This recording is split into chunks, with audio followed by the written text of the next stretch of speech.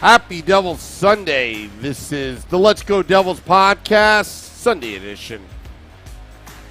Streaming live on Facebook Live, YouTube Live, Twitter Live, and Twitch on the Let's Go Devils Network. Coming to you live from the Primetime Radio Studios here in the bunker in beautiful New Jersey.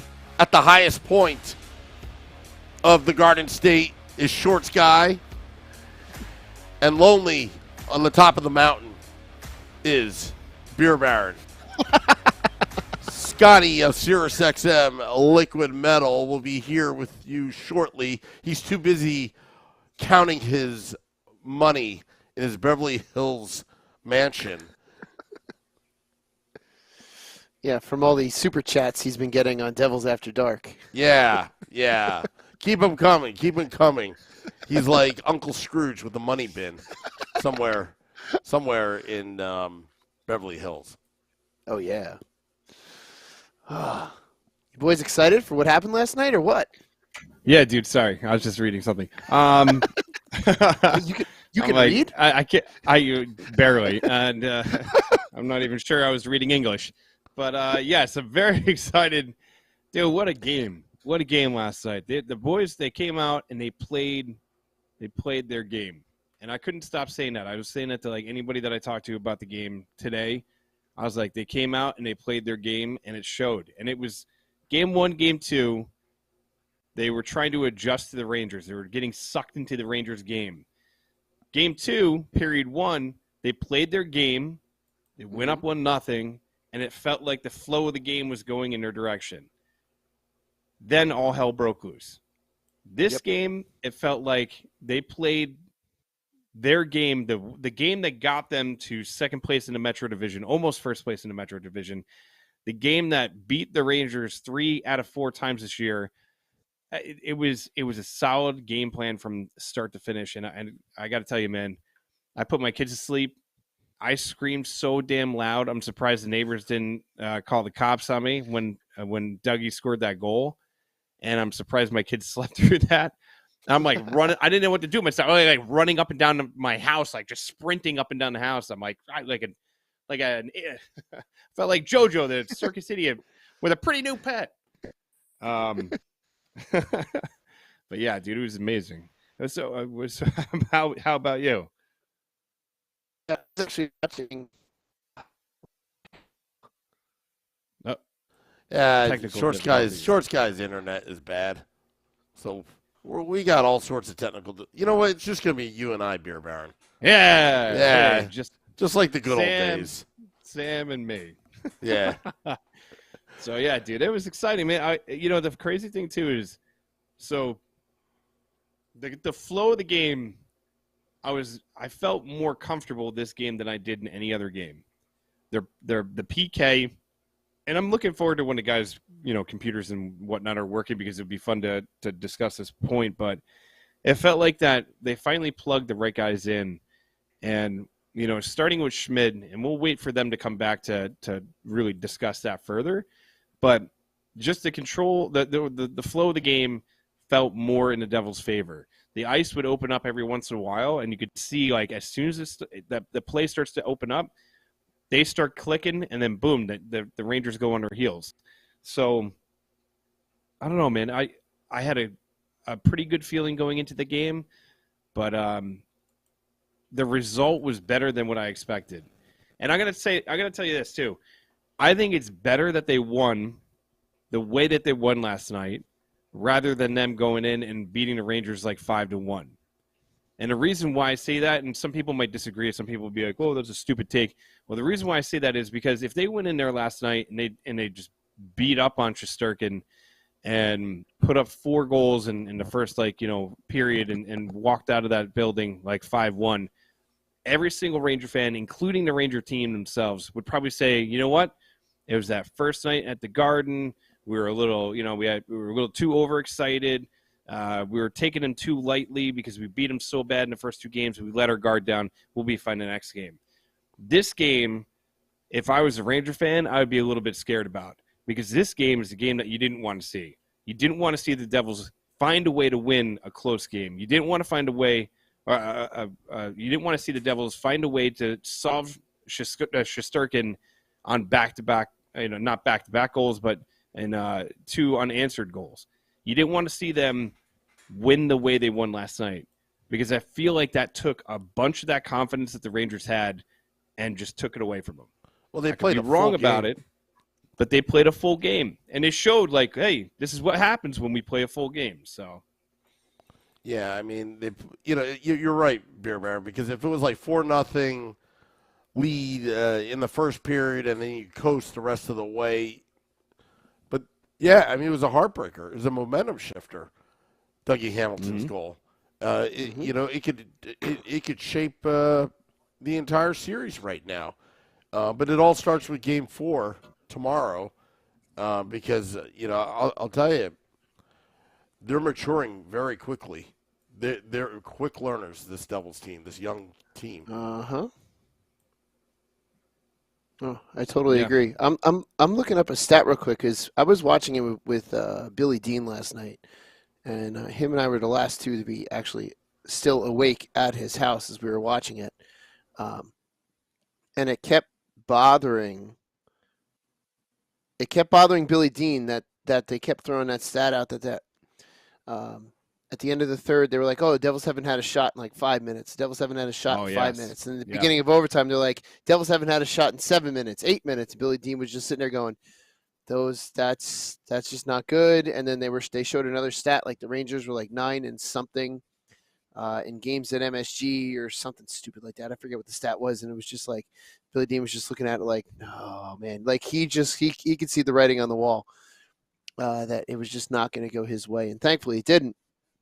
However, I am curious, you guys, I know my thoughts on this, but what were your thoughts when they announced it was Schmid in net over Vanacek?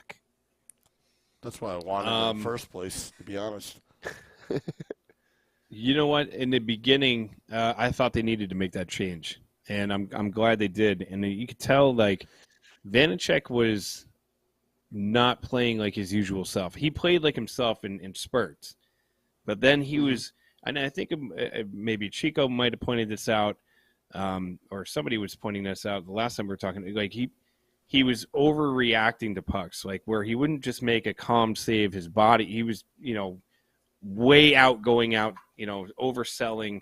Where Schmid is just, and they talked about this on the broadcast last night.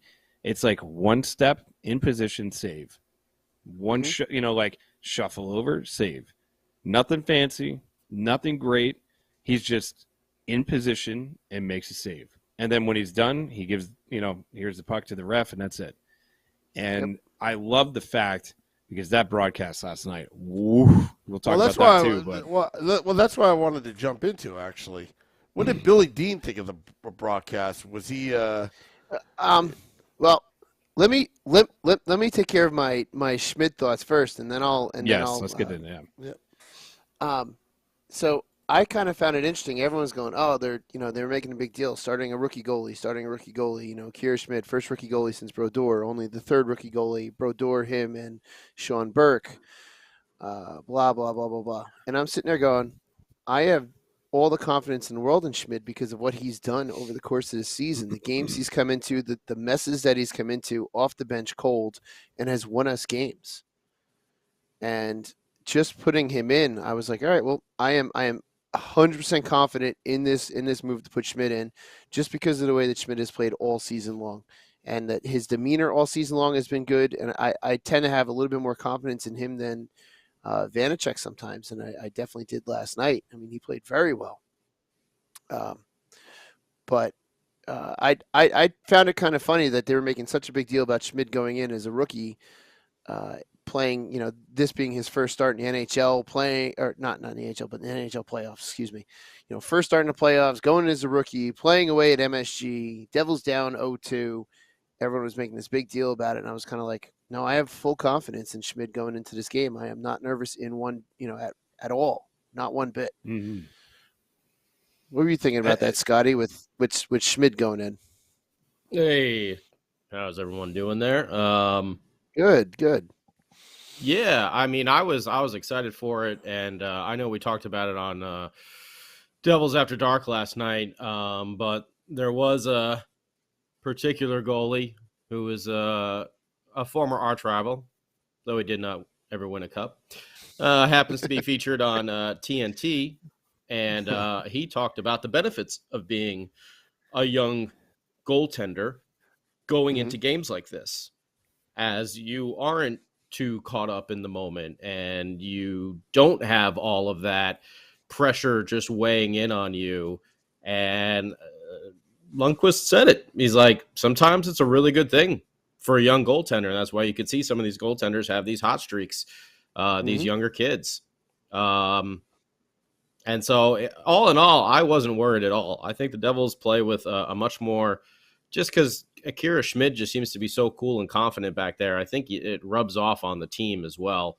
And he's just so big, and he's just doesn't get rattled. He's a Mhm. big boy in there. He takes up so much of the net.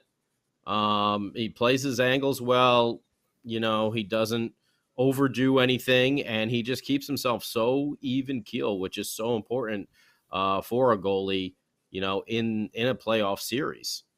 So, Yeah. you give up one to Kreider, you don't go, oh hell's bells, and then you let up two or three more on the next couple shots. Mhm. You Yeah. stay poised, and you play with your confidence, and you play your game, and you don't try to change anything. And you know, sometimes that works out for the benefit. And we've seen it, I think, all season long with Akira Schmid, that he's able to handle those high pressure situations. He's Mhm. cold a number of times. He had a very important win streak for us while Blackwood was hurt. And I had all the confidence in the world with Akira Schmid, because Yeah. Vitek And Vanacek, I feel like over the course of the season, looked like he kind of got a little tired. We Mhm. had well, moments of when we would say it was vintage VTech, but the last month and a half of the season, it was a little iffy out there with It mhm. VTech was. in net. And not that I blame him on a number of the goals. Um, it's not his fault the team wants to leave Chris Kreider uncovered by the side of the net on the power Yeah. play. That's you can't do that Um, anything as a goaltender with that. yeah, it was just ridiculous. And I was actually glad, because that's all we were harping on. Like, how hard is it, guys? Like, don't leave this dude Mhm. uncovered on the power play. Mm. He's already put three. Oh, there goes four. It's just like, Mhm. On stick the him doorstep, no and less. don't leave On him. Yeah, on yeah. on the back Stop post. skating away from him. That back post is the worst thing to have unmarked, because that's one of those, you're focusing on the play going here, in front of you. You don't want to have to worry about the guy that's back behind you, because you're going to have to slide over to that. If that's a quick shot or a quick deflection, that's hard to get to. So you want to And have John all confidence Marino, that all you have to do is worry about that shot. Anyway, John Marino, what John about him? Marino last night. Yeah, I think he John played Marino had a game, really. dude. He had a game he last night. he's he stuck Kreider. And I don't know why the gravy train has had this kind of MO all year, where sometimes he just starts fading away, and he'll leave someone wide open in the middle. Or in our other case, Chris Kreider 4 times, on the power play. And I don't know. I think Marino was just on him like glue yesterday. And I thought Gravy had a much better game too. Ball, Siegenthaler. But you can see the confidence that they're playing with when Akira Schmid is in net. And I think it's just that calm, cool collectiveness of this young kid who doesn't seem to be fazed by anything coming in there. And I think it gives them that, what we talked about many, many times, the Devils actually getting timely goaltending, and not the, 850 save percentage that we went through the past number of years, but when there is a breakaway, when there is a letdown, Akira Schmid's going to be there, and he gives you that confidence that he's going to be there to make that save. And I think that just rubs off on the team, from the goal out. It just rubs off on the team and has them playing with a little bit more confidence as well. And that's nothing against VTech. I just No, think not that at is all. just something that's just kind of unique to Akira Schmid. That's his personality, that's who he is. Yeah. And Works well for goaltending. Yeah, and they mentioned it throughout the broadcast last night, which was pretty much the only, non-biased thing that I heard throughout the entire conversation that was had by Mr. McDonough on the broadcast last night. We'll get into that in a little bit as well, but I thought one of the things that really struck me with Akira Schmid is you nailed it right after that Kreider goal. Like, the Kreider scores, that place erupts and it goes crazy. And it could have been like easily the wheels could have fallen off just like they did in the last two games. And it could have just snowballed from there. And it felt like he just was calm. It was cool about it. It was like, all right, I let one in. Wasn't, doing those big goalie laps around the goal and trying to figure himself out, or taking a water bottle and spraying himself for 2 solid minutes. Just like whatever, shook it off and was like, all right. And he made probably the biggest save in overtime too.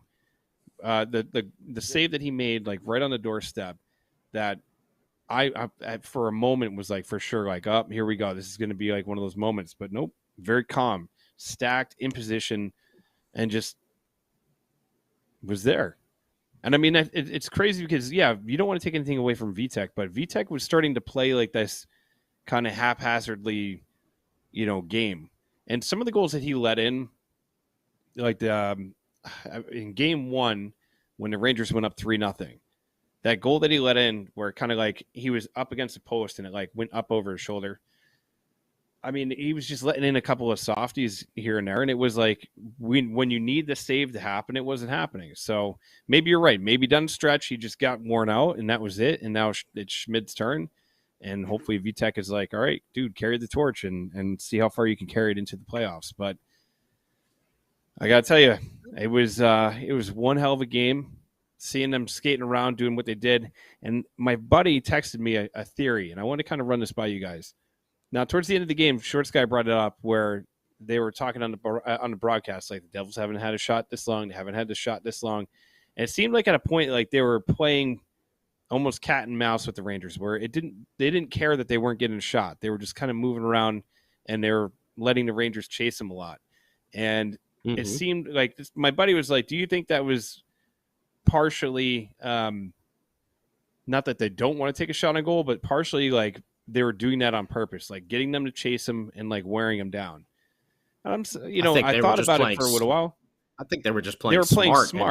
And not going to give up any sort of like crazy opportunity, which we all know the Devils have been, good at giving up 2-on-1s over the course of the season. So this is the time to not take the extra chance and just be patient and wait for it. And that seems to me like what they did. Work out. Yeah, exactly. And in the meantime, they used their speed finally. And the Rangers still had to chase them, which is going to continuously tire them out if the Devils play this way, the way they did in Game 3. If they play like they're trying to play the Rangers style like they did in Game 1, Game 2, the Rangers are going to crush them. They need to keep it north and south, mainly north.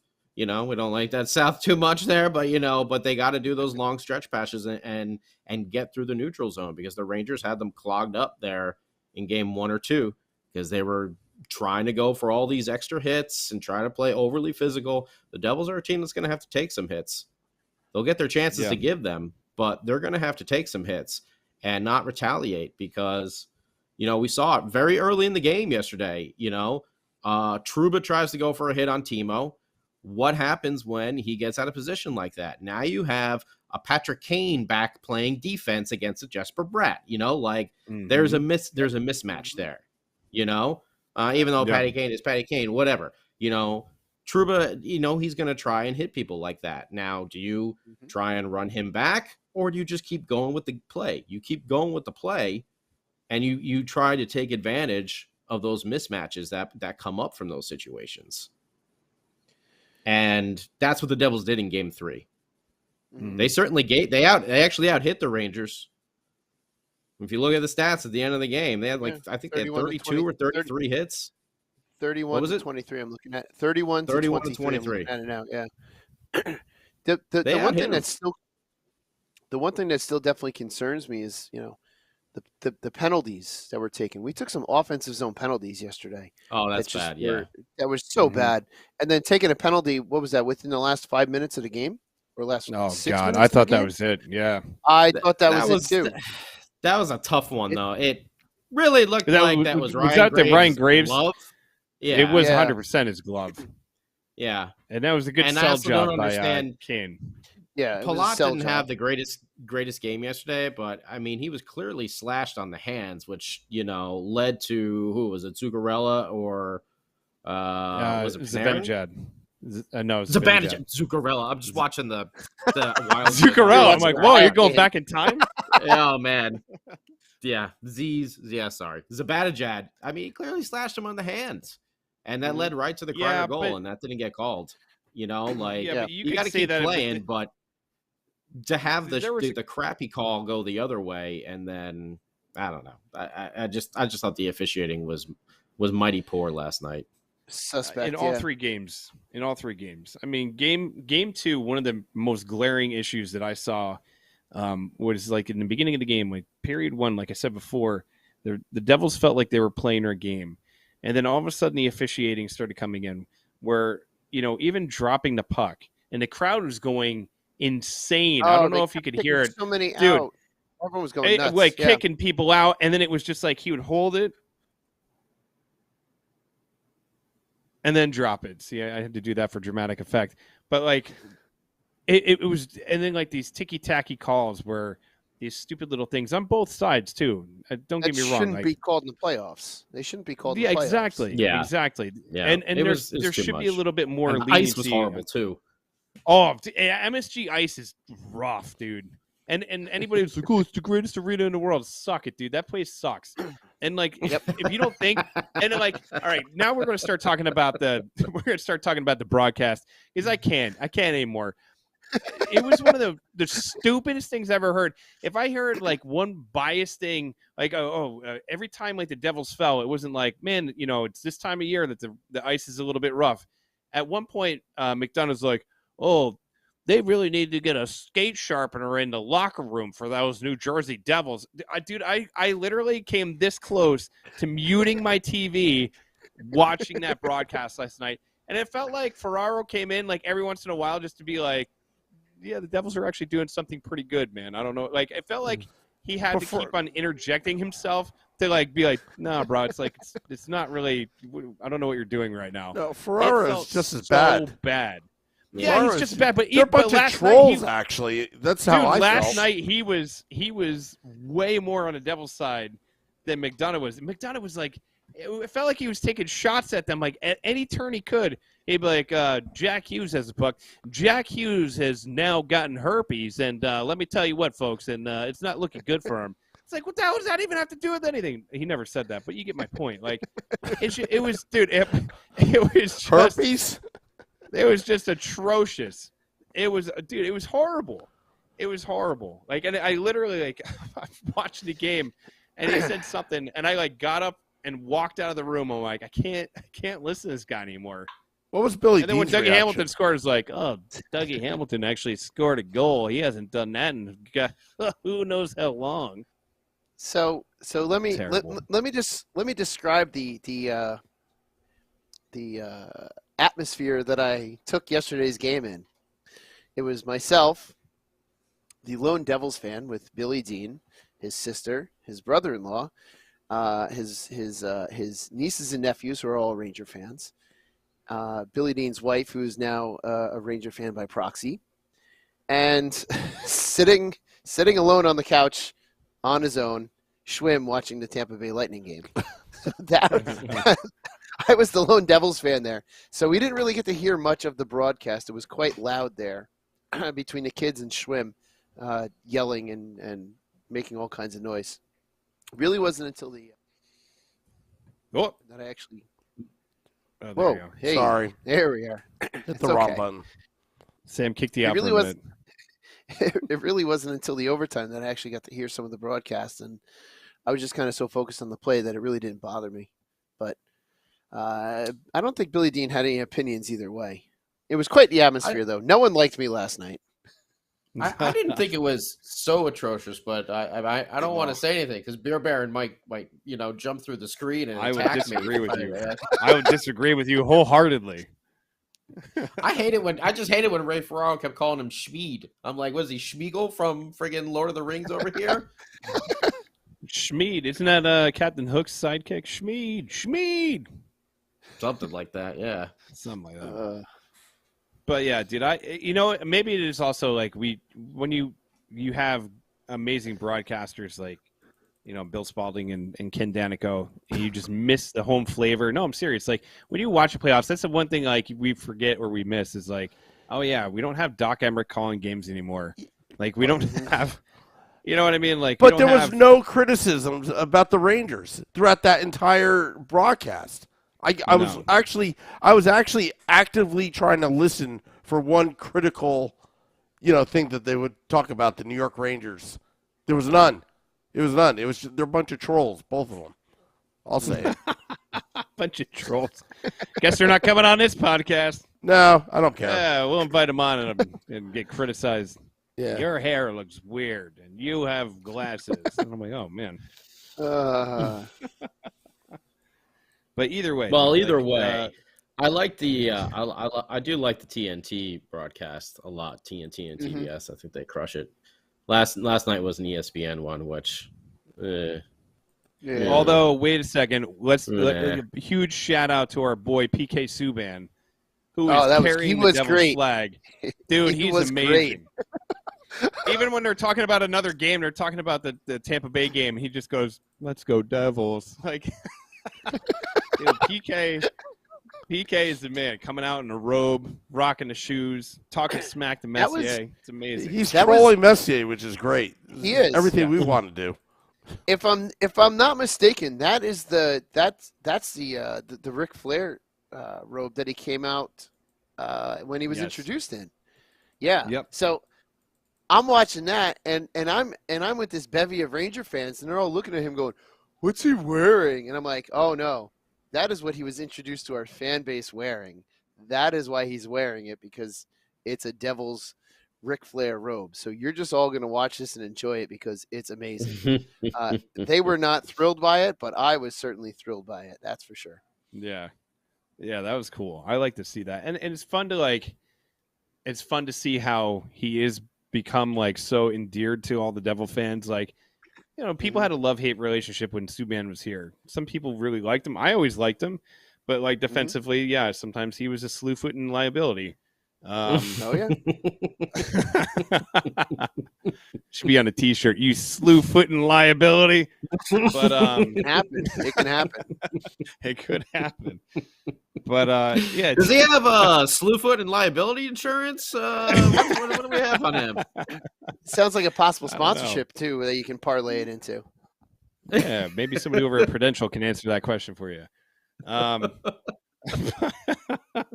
it's nice to have somebody that it sounds like an insurance policy. Oh, I got the special slew-footed liability. Yeah. Good thing you got that.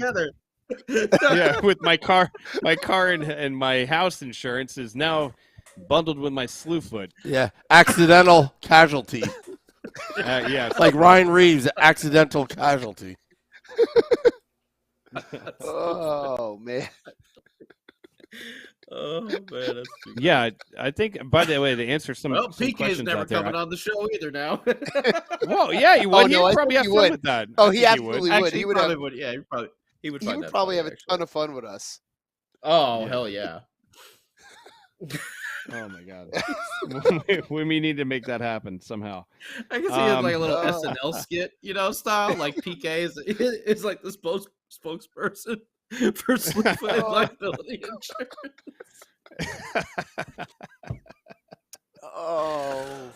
We might have to have we might have to make that happen somehow. On the big stage. On the big stage. We'll have PK on there. Oh man. That would be wild to get him out on the big stage. Yeah. So so going back to it, I guess going back to the goaltender situation of the series, there is 0% chance that Vitek, unless God forbid, knock on wood, there's anything that happens to Akira, but this is his show from here on out, and this could be one hell of an origin story if this is what happens. Because let's say we get through this series, and let's say that the Devils go on a little bit of a run, and you have this rookie goaltender who has kind of Are you trying to jinx him with this? Are you trying to jinx no, him? I'm not. Here I knocked on wood already. I knocked on the wood. Would you have it already? Let's just focus on tomorrow, please. Tomorrow. Let's just go to tomorrow first. Yeah. Tomorrow. Let's not think about making a run. Yeah. Let's focus on tomorrow. Let's go to tomorrow. He needs to play the same way. He doesn't need to change a thing. Collected. That's it. Mm-hmm. Yeah. And even if he does give up a goal or two, like, you got to stay that way. Yeah. And not give up 3 or 4. Because Yeah. the Devils can score. They, like their first 2 games, we had 2 points from our top 6, if you want to count Palat. A Jack Hughes penalty shot and a secondary Palat assist. Yeah. Yeah. So last game, though, Hey. the Triple H monster came out. Dougie, goal and assist. Heischer, assist. Jack Hughes, goal. Who else had 2? Mm-hmm. Oh, and then Jesper Bratt, the other part of it, he had 2 assists. And dude, so Brad could have ended that game like 3 times too. Like there's in the third period, Brad. Oh, well, 2 things about that play. Let's break down that play real quick. Because 2 of them. First of all, he undressed Trouba so bad that I think Trouba's jock is still on the ice right now. And by the way, here's something else. In overtime, somebody broke a stick, and that stick was laying on ice for like the entirety in the Devils' end, and the entirety of like the overtime. Even when they won the game, I think that stick was still out there. But anyway, by the way, the Kings just scored. No, what's the score in that game? It's 1-0, but it's Edmonton. Will Ferrell's going crazy. Will Ferrell's like got his face painted, and he's Did you see the checker? Does he have the checker paint again? He did that for the last he did that last game, and now this is the game he's just got it like a big like more like a shield stripe looking. Yeah. Oh, kind of like Braveheart. Yeah. But anyways, on that Bratt play, like he addressed Trouba, and then if Meyer doesn't drift over across the goal mouth, or if Bratt just basically crosses past with him and goes behind him, I think he has a better shot. But I think he was almost like not shocked that he had that opportunity, but like it felt like he rushed a shot. Like Timo either stays to the opposite post, and you have that 2-on-1, like you had a defenseman in the middle, but you still have a better opportunity to open up Shesterkin because he's going to have to, at least honor the fact that Timo's there. But Timo goes across the goal mouth, and it was before Brad even took the shot, Brad took the shot and Timo ended up drifting. It was just like that moment. I was like, oh my God. And then it just like fizzled out. Fell apart. But he had, it's hard beating Shesterkin 5-hole though. He's so quick. 100%. You can't beat him. Yeah. I mean, it's the only way you can, but it's hard. It's hard. I think one of Jack's goals this year was a 5-hole, I think it was, actually. But it was coming in on the penalty shot was 5-hole, wasn't it? Wasn't the penalty shot 5-hole like too? coming in on a breakaway, but when he's set up and he has an opportunity, he's Shesterkin. You gotta give him credit too. He's also really good at the recovery saves. If you watch his sliding motions when he goes down, he moves so well on the ice, and he plays big and he plays out. So he does do very well with that. So it's tough to beat him, but you can do it. You just gotta you kind of have to go left to right, make a move a little bit too.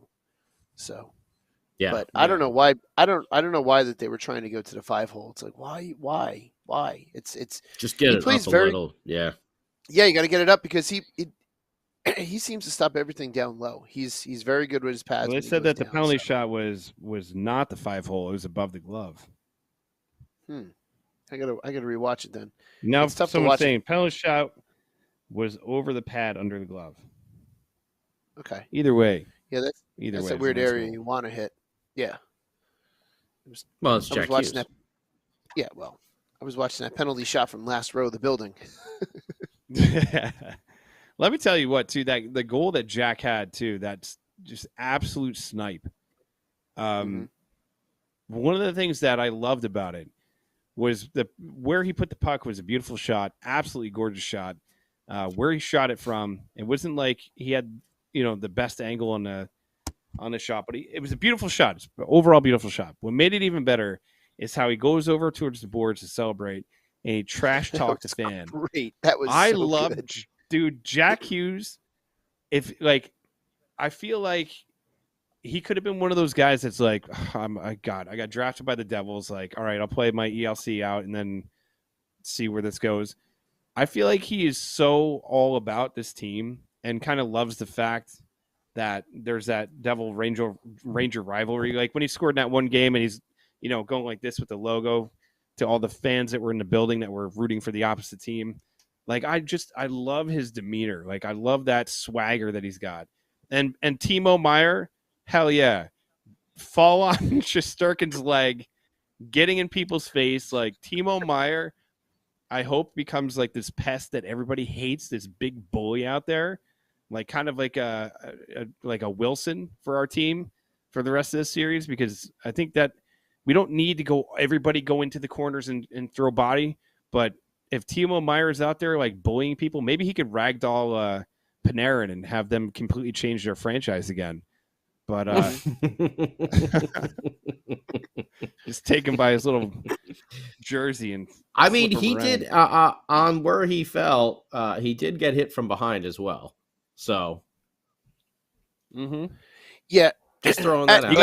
He got cross-checked into him. I'm not saying he like intentionally, but he could have braced himself. He might have changed his trajectory a little bit, whatever. But he's gonna fall down, and so might as well fall that way, He 100%. I will say he did fall a little bit into he did fall a little awkwardly into Shesterkin, but when we watched that real time for the first time, we've all been waiting for Shesterkin's first Oscar-worthy moment, which it happened in the other game. Shesterkin tends to have that one Oscar-worthy moment where he'll just be like a Denny Lemieux, like falling all over the ice. We were all like, "Oh, there it is, there it is." We were all like, "There it is, there it is." But then watching it, it's like, all right, well, he kind of fell back a little bit dramatically, but having a player fall on your leg like that in that position does suck, and I will tell you that from experience. Whether they do it on purpose or your player pushes them into you, it sucks. But I do love how Shesterkin somehow got that penalty, which shows. Because he hit him with the blocker. That's why. That's the penalty. But I'll tell you what, though, that just shows me how weird the officiating in these playoffs are. As I'm going to just speak for the goaltender union, we're not supposed to get those types of penalties. If someone falls on me, I'm going to punch them, and I do not expect to be penalized because they fell into me. Yeah. I was shocked when I saw he easily that cross check could have and should have been called as well for right afterwards. Like, that is definitely a penalty, but I was surprised Shesterkin got that penalty. All right, hold on. Hey, Nate, thank you for the super chat. Hey, super chat. Super chat. None of you guys. Wait, none of you can say my name right. Also, dude, you're asking. I definitely can't because I can't say anybody's name right. Thank God, we have guys like Hughes on the team. Otherwise, I'd be like screwed. How about Nat and Dowie? What do you guys think of the nickname Devil Man? Is it Nat or Nate? I'm gonna go with Nat and Dowie. Oh man, Endowie. Nate and Dowie. Nintendo Wii. Oh, Nintendo Wii. All right. There we go. Ding, ding, ding. You just earned $5. Good job. Simpsy, Swapsy, Slappy, Slappy, Swap, Swap. Samsonite. Samsonite.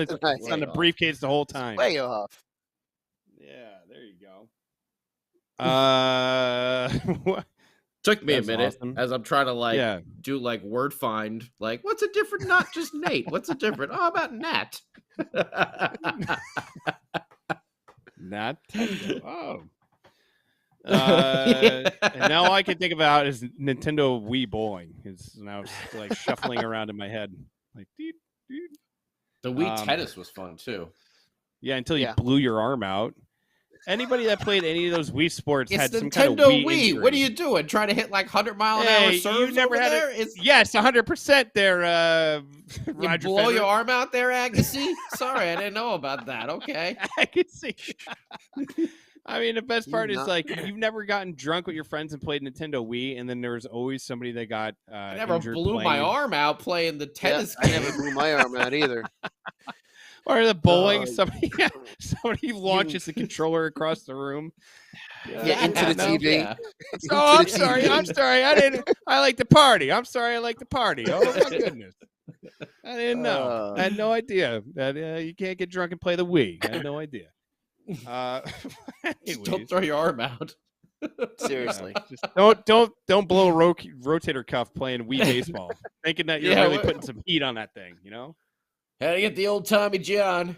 Well, just play minor leagues. Nintendo Wii. Yeah, Nintendo Wii. Wii baseball.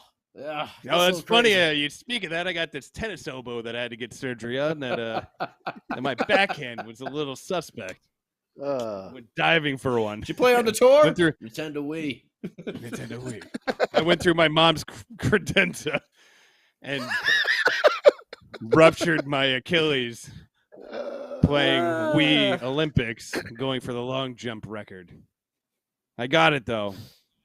I got it. Anyways, so moving along.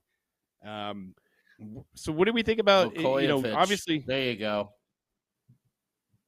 Vukojevic. I always say that John wrong. Candy. I always say like Vukojevic or something like that. Go ahead. Sorry, I just saw it in the chat. No, I do no, and then I spaced out. I thought you were going to start talking, and then, obviously Akira's going to be playing in the next game. One other guy that I wanted to bring light to is Jesper Boquist. On the PK, Boquist had what I would like to say a very quiet, good, conservative game. That fourth line, when they go out there, one of the things about the fourth line that I love is the fact that Mikey McLeod's face-off percentage is insane. They talk about him flipping his stick over, and they're like, that's, the new thing. And I'm like, and he's lethal with it. But that fourth line, they're doing what the fourth line needs to do. Yes, we need every line to start chipping in and scoring a little bit more. But you didn't have somebody running around like crazy, taking stupid penalties, especially in our own zone, and doing things that, hurt the team. And it felt like Boquist was also another one of those calming forces out in the ice. He just was playing the right way. And he had a chance or two out there too, but I would like to see him come back in the lineup. In fact, I don't think they should change anything. Siegenthaler, I thought, had a pretty solid game. Doug, Marino stood out of all the defensemen, definitely stood out. But what do you guys think? Do they make any other changes or just stick with what happened in the last game? Just keep going with that. Well, first off, I want to say Insane Pollock, that is obviously Uncle Buck, a John Candy classic. So You going to go dust off the Uncle Bucks? No, he was just putting some quotes up there, seeing if he was Okay. going to test my my superpower, lame movie knowledge, lame movie trivia knowledge. No, I don't think they make any changes. If they do anything, I would say they go to like the 11-7 and get Luke into the lineup, but I don't think they're going to make any changes right now, unless you really wanted to sit, a Boquist or something like that. Do they bring Miles Wood back? I'm not sure. Just because I don't think the rest he of the did series. take- I don't think you see Miles in the rest of the series. I think you'll see him if they I get don't- past this, but I don't think you see him in the rest of the series. He's a liability. Yeah, he is. He takes too He's a many- loose cannon. He's a Give me your loose badge. cannon. Give me your badge and your gun, Wood. You're taking a seat. Yeah, I mean, he takes too many penalties. I mean, they're offensive zone penalties, in the We got to cut them out to begin with. I think those offensive. I zone think in penalties. game 1 and 2. I think he had it in both. Yeah, But he had a either lot of way, stupid like penalties. he's just, I don't know, like I don't know. That's I mean, do you remove Boquist? I don't think you're going to remove Lazar now, obviously, because Mikey McLeod is centering that Lazar in third the lineup. line. So yeah, they're going to need Lazar there in the lineup. So do you pull Boquist and put in a Luke and double shift Jack? On that fourth line, or why do you burn just out keep Jack the that same? way? Because if you double shifted Jack out there, you're also leaving. That's what they do when they do 11-7. I understand but- I understand how it works, but you're going to make him susceptible to being more of a target because he's going to be out there more. It's like a catch-22. It's like, yeah, he could be helping you, but it's also you're playing with fire. You've got It's playoffs. It's the Yes, playoffs. but you also- playoffs. You gotta be careful, do what you though. got to do. You do have to be careful with that 11-7 because if it goes to overtime and you've been double shifting Jack the entire game, that Well, he's gonna be you don't have to do it a the lot more entire ice in game. overtime. Nico can get especially out when there. you need to shorten your bench if you Jesper need to. Bratt. Yeah, because you are Yeah, going to shorten your bench going to overtime. I'm trying to find it. Someone had posted a side-by-side comparison. The lineup for the Devil Ranger game back in January was almost identical to the lineup from last night. I can't find it. It's somewhere. But I say you keep it the way it is going forward. Yeah. tomorrow. I don't think you change. I don't think you change anything. You also have Sharon Govich as well. Thank you, R. Nunez and Paul and Kyle as well. Everyone's saying Igor before Wood gets back in there. I kind of agree. Well, Is it 2-0? Oh, Kings 2. 2-0. The Edmonton TV's Chokers. My TV must be behind. Maybe I'm behind or something like that. It's still 1-0 for me. And there it goes. Never mind. I caught up to you guys. Yep, 2-0. Wow. 2-0. You know what? Somebody just said There's Farrell. You're living in the past. You're living in the past I there, am. Scotty. Damn, Nintendo. TV Yeah. and Spectrum Internet. welcome to the future, where the Kings Yeah. are dominating the Oilers. Where the Kings are Um, up to nothing. What else have I missed? Not much else. We're not that far ahead. Yeah, a replay. Do cars fly yet? Yes, in the 2.4 seconds that we're ahead of you, cars have flown. Welcome. Scotty, I've been to the future, and I can tell you this. Nothing has changed. I've been in the future, and I really want to recommend you get that slew foot and liability insurance, okay? Yes. Where's it's gonna be worth every penny of it, okay? It's gonna be sign worth. up for it Hey, now. listen, any of those insurance companies want to call us up and we can do a commercial for you. We could cut one right now. We could cut a commercial live on air for Slewfoot and liability. Yeah, Kyle. Slewfoot, son of a bitch. Kyle saying, but I'm right next door to the game. Yeah, I am, but you don't understand the wonders of Spectrum Internet in Los Angeles. Yeah, I'm surprised you actually got the update now and you didn't get it like tomorrow. I know. Yeah, That's and like they're mad at me because I don't have cable. I just have the internet. So they're like, I know he's streaming. I know he's streaming. Why do they sound like a villain from like an old? Oh, I know it. I hear him in the walls. He's got. He's got the streaming device, the Roku. Now it's a French villain. Now we're dealing with the French. French. French. Exactly.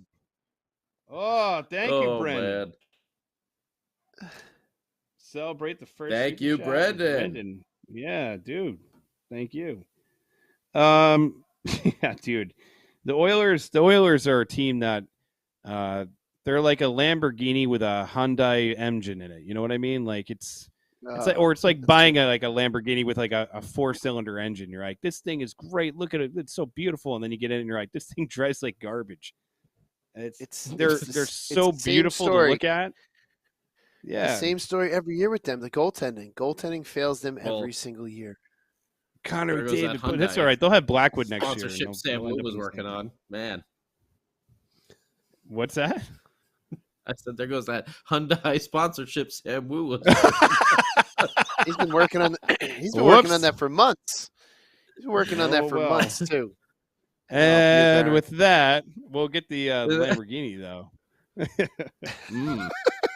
You know what's so I'll funny? take that So over the some guy was like talking about the Devils Rangers when he's like, "Oh, we sell out your building." I was like, dude, that's like bragging that you pay your ex-girlfriend's rent. Like, I don't understand what you're trying to accomplish by bragging that you sell out our building. Like, oh, like, and trust me, that's the thing too. This series, like, however it ends, and it will end in our favor, but like, however it It's 3-0 ends. now. Oh, jeez, 3-0. Max and Kyle told you it's 3-0 10 minutes ago. Oh, damn it! In a world, but Spectrum. it's Spectrum. How dare you? But last night when Dougie Hamilton scored, for all the people that are like, there's no showing of Devils fans in MSG. Last night when you watched the replay of Hamilton scoring, it sounded pretty damn loud. Now, is it as loud as it is at the Prudential Center? No, there's no comparison because unfortunately we have to live near these jerks and they buy our tickets and that's what happens. It's not our fault. It's not our fault that they can't afford to go to their home building. That's not our fault. Poor McDavid. Yeah. McDavid should just request a trade to the Devils and just call it a day. We'll give him Miles Wood and Mackenzie Blackwood. Yeah, seriously. Now let me make this offer over here, right? You're gonna love it. You're gonna love it. I got a 2-piece and a biscuit and a gravy, and you could be old Connor McDavid, and we'll call it even. How do you think Miles Wood and Mackenzie Blackwood? Someone and arrested. They're arrested. We put him on the bench because we wanted to arrest him for you. Special. We got reports, I think, of Mackenzie Black. I can't remember who that was on Devils After Dark that he was left at the Baltimore bus station. Oh, I remember that. I was after the Washington Capitals. Hey, you mean like if I buy milk tomorrow, there's going to be a picture of Mackenzie Blackwood on the back? There might could be. Very well could be. Yeah. Have you seen Mackenzie? He's a young man. He might be lost in your neighborhood. Yeah, dude. Listen, Schmidt. I hope this is it. Maybe this is the answer we've been looking for. But either way, ride the Lightning. Let it keep going. Yep. Bring back the same lineup that we had in last game. And if I were in the locker room, I'd preach the same thing. And if you watched after the game, Nico was kind of, saying we played our game. And I kept echoing those same sentiments all day. They played their game. And they didn't fall into those stupid traps. And they did exactly what they need to do. They did and if you look at it, when they beat them in the regular season, it was very similar. A very similar approach, very similar play. And this is what they got to do. They got to go. And I feel like they can go into MSG on tomorrow night and they can win, even up the series, and bring it back home. And then who knows what the hell happens. Momentum is a weird thing. As long as they keep playing the way they played, because they got the Rangers to play their game. Mm-hmm. The Devils were really moving and using their speed. And like you've been saying, even though the Devils were waiting for the right opportunity in the third period, they were still chasing. The Rangers are still chasing them. And Devils are a young team.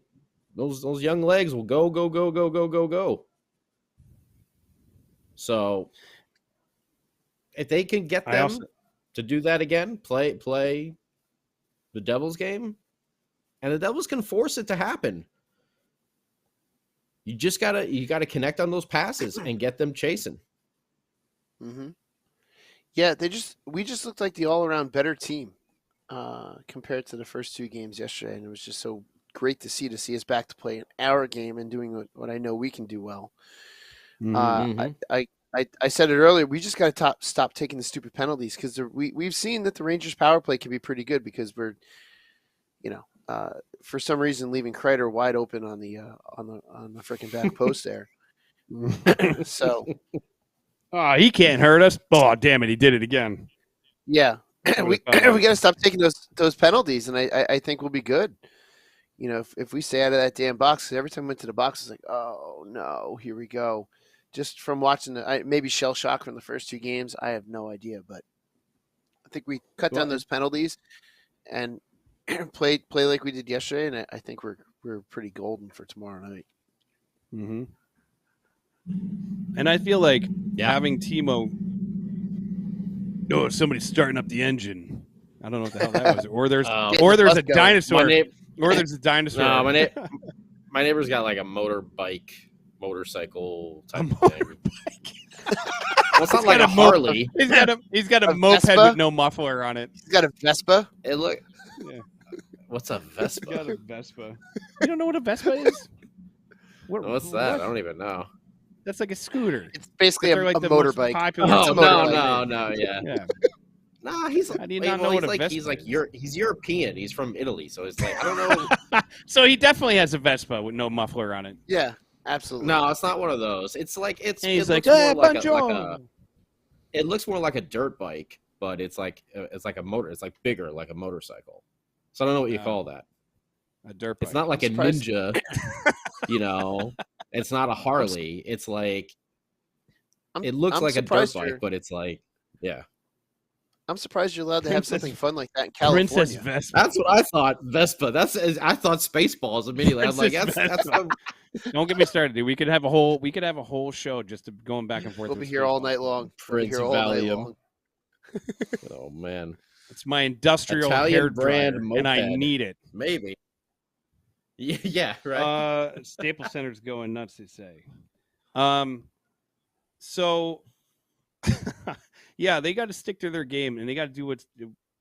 First of all, you have to look at some of the players that were out there that were really standing out. Like we said before, like Marino, his game really stood out. Boquist to me stood out just because it was like almost the anti-Miles Wood. It was like a very calm, very collected game. Very calculated, didn't take too many risks. I love Miles Wood. Don't get me wrong. Like, we're not bashing Miles Wood, but he's just been a liability. He's a slew-footing son of a gun. But I feel like, I agree with Shorts Guy. If they better get that insurance. I feel like if they play their game, they can go into this game 4 and they could take it rightful, whatever. They could take the game. That's what I'm trying to get to. Mm-hmm. Yeah. No, they can. They just have to play their way. If they play the Rangers' way, they're not going to win.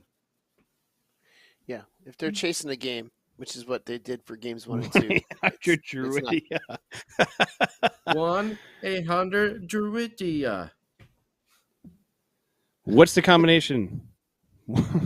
Something an idiot would have on his luggage. Anyways, 1, 2, 3, 4, 5. 4, 5. Why don't you go out there and work on your putts? So, God.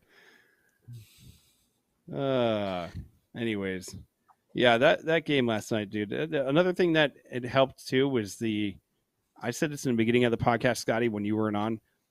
I don't know if you agree with this or disagree, but I felt like that was the kind of win that they needed to have, because if they would have won like 5-1, or if they would have went out there, it would have been like Excuse City, where they were just they were first game at MSG, they're a little too excited. Like, the winning the way they won gives more confidence to the Devils going into game 4 than it does. I feel like it took a lot of the wind out of the sails from the Rangers. So I don't know. They need I feel like that was to stay focused. Game. No, absolutely, and those are the type of games that the Devils are gonna have to play and win in the playoffs. Mm-hmm. I mean, even if they do get by this round, eventually a team like a Boston is looming, and they can't get. They're looming, all right. I'm just saying, even another, like Carolina, like, you can't get into playing their game. Like, the Devils have to remain playing their game because they're really, really good at it. Their transition game, their offense off the rush it's unreal. And if you lose that factor, then, you're relying on just your defense and a goaltender, which, we like what we see with Akira Schmid, but to throw it all on him like that is not fair, obviously. Not at all. And the Devils defensive, pairings. I mean, they scored a lot of points. Mm-hmm. The Devils put a lot of points on the board. I mean, obviously Dougie, but the rest of the squad really chipped in, this season as well. So we need them doing those outlet passes, getting those stretch passes out of the zone. Good, clean passes. So the Devils forwards can take them in stride and use their speed. Yeah. And I saw Sam Wu said we should do some final thoughts. Oh, yes. We're reaching that point of the night, huh? We're reaching that point of the night. We are. Who wants to go first? And I'll take it on that one. But I'll say this: my final thoughts are: I don't feel nervous about tomorrow. I don't feel overly confident, and I don't feel. I feel very calm. I feel like how Akira Schmid feels in net. I feel very calm, and I think the reason why I feel really calm is the way that they won the game, the way that they played the game, showed everybody that the 5-1, 5-1 back-to-back blowouts. It's okay. This team isn't going to get shook. It's not going to get into their own head where they're going to get, blown out another game. I think Jack Hughes, Nico, I think the whole group, the resiliency of this team throughout the entire year, going down 0-2 in the beginning of the season and then rattling off 13. Well, maybe they're just poised to do the same. Maybe there's something about this team. There's a reason a resiliency like this is resounding throughout the locker room. And it starts, well, I'm trying to have a nice, serious moment, and you're ruining it. Are you going to end it with, and today is our Independence Day? Hey, Mr. Alien. And it was a good, I had it going on right there. It was a good final thought until Scotty started giggling.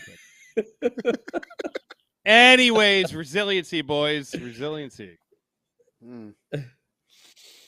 I'll say this just for my final thought.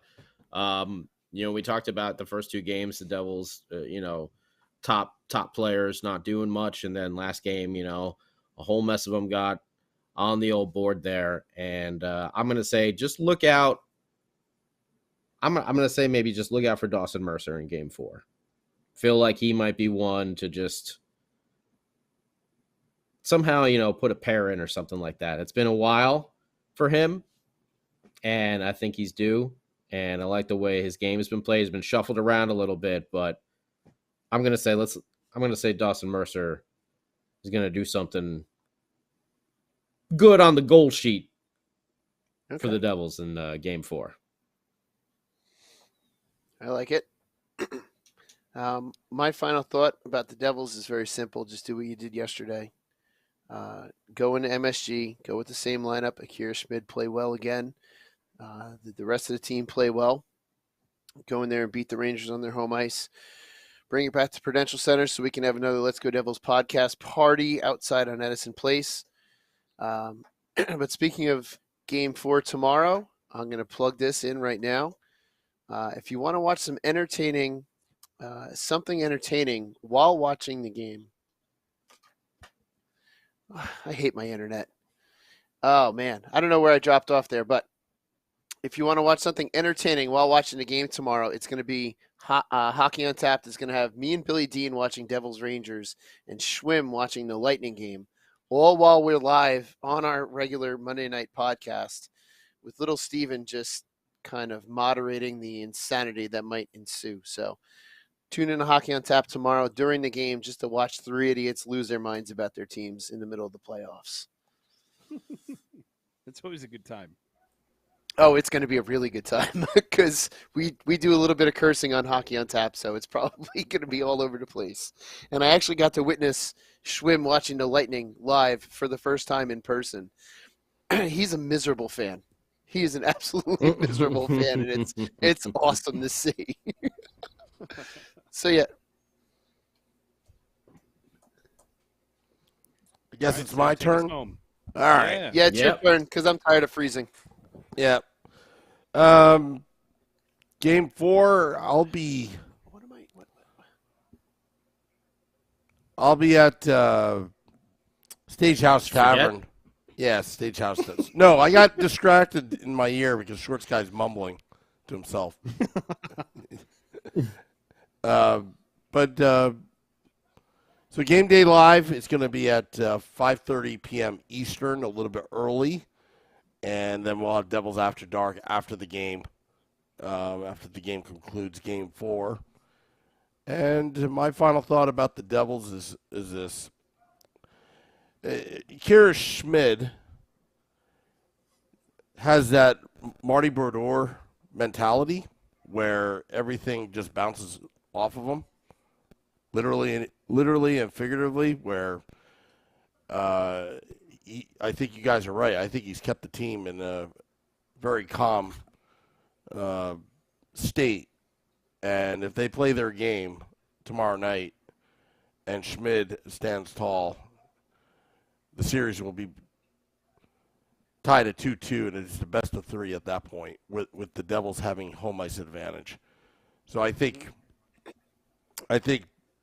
tomorrow. I thought the pivotal moment was when Dougie Hamilton scored that goal, because it changed the series. Going down 3-0, the series is practically over, and I think they got to follow up tomorrow night. The road warriors they are. And bring that victory home. And we'll be ready for Game 5 on Thursday at the big stage outside of American Whiskey. So just want to plug that. Yeah. Who's our guest? We don't know yet. Usually we figure that out around maybe 10 minutes prior. Yep. It's a surprise. You're not supposed to say that. Don't reveal the curtain that much, man. Oh, okay. All right. So. Thank you for all game at a time. Yep. Thank you for all the super chats. Thank you for tuning in. There may be a morning woo. Tomorrow morning. Set your alerts. If I'm feeling up to it, you'll get to listen to me at 6 a.m. Eastern tomorrow. What else? Well, thank you, everybody. Till next time, let's go Devils.